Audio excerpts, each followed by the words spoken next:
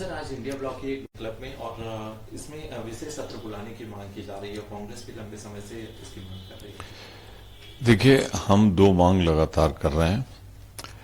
एक तो सर्वदलीय बैठक जिसकी अध्यक्षता प्रधानमंत्री करें, जहां हम उनसे सवाल जवाब कर सकें, और दूसरा भारत की संसद।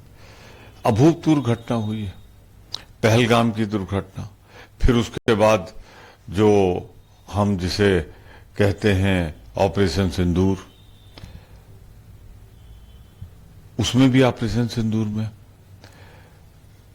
हमारे जो chief of the army staff वो जो बोल रहे हैं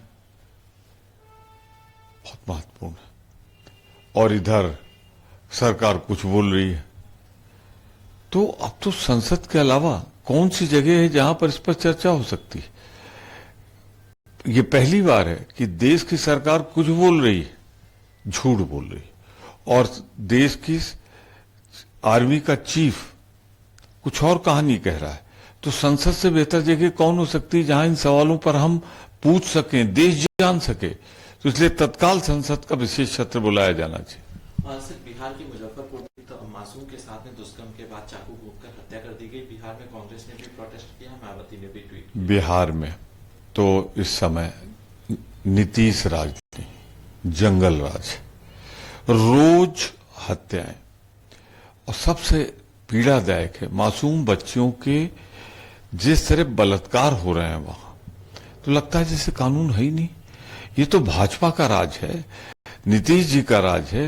भाजपा के राज में बेटियों के साथ, अभी 10-12 साल की बच्ची के साथ जो हुआ है, जिस तरीके से हत्याएं हो रही है, ये लग रहा है कि जैसे बिहार इस देश के नक्शे पे नहीं, वहां पे तो कानून का राज ही नहीं है। मैं तो इतना कहूंगा कि भाजपा और नीतीश दोनों दोषी। सर, राम मंदिर जन्मभूमि का बयान सामने आया है। उन्होंने कहा इस बार प्राण प्रतिष्ठा में हम किसी को आमंत्रित नहीं कर रहे। जबरदस्त जी, आपसे पूछना चाहता हूं, अगर ये प्राण प्रतिष्ठा है तो वो क्या थी? इसलिए वो प्राण प्रतिष्ठा हो गई थी प्रधानमंत्री को बैठाल के नियमों के विरुद्ध, शास्त्रीय के जितने नियम है उनके विरुद्ध आपने एक अपूर्ण मंदिर का शिलान्यास करा दिया था, अपूर्ण मंदिर की प्राण प्रतिष्ठा करा दी थी, इसलिए कि आपने 22 जनवरी को कराया था और चुनाव फरवरी मार्च में था। तो क्या वो चुनाव में सुविधा देने के लिए प्राण प्रतिष्ठा कराई गई थी? इस सरकार का भाग्य ही खराब है। प्राण प्रतिष्ठा हुई, अब सामने आ रहा है कि हाँ वो तो अपूर्ण था, इसीलिए शंकराचार्य वगैरह नहीं गए थे। और अब दूसरा देखिए, इन्होंने तमाम कहानियां करके इलेक्शन मीटिंग कर रहे हैं ऑपरेशन सिंदूर के नाम पे, और जैसे कोई गाड़ी चली जा रही उसका पहिया पंचर कर दे। Chief of the army staff ने जो कह दिया उसके बाद ये उल्टे औंधे मुंह गिरे हुए। तो ये दोनों के सामने दोबारा प्राण प्रतिष्ठा, कलश। भारतीय जनता पार्टी बेशर्मी के साथ नंगी हो गई है, झूठी साबित हो गई है।